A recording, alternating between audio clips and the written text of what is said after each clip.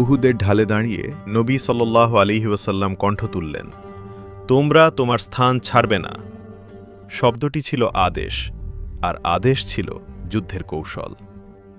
কারণ কখনো কখনো জয় আসে শুধু তলোয়ারে নয়, আনুগত্যে। দুই বাহিনী মুখোমুখি, তলোয়ারের ঝলক, ধুলোর ঝড়, আর আকাশ ভেঙে উঠে আসা ধ্বনি, আল্লাহু আকবার।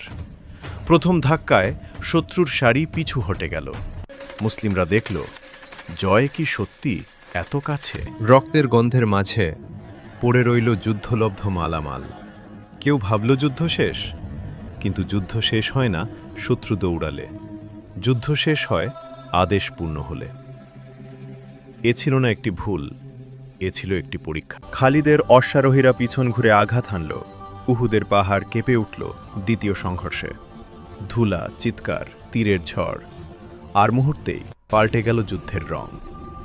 জয় ভেঙে পড়ল পরীক্ষায়। শত্রুর আঘাতে আহত হলেন নবী সাল্লাল্লাহু আলাইহি ওয়াসাল্লাম। রক্ত ঝরছে, কিন্তু দৃষ্টি ছিল স্থির।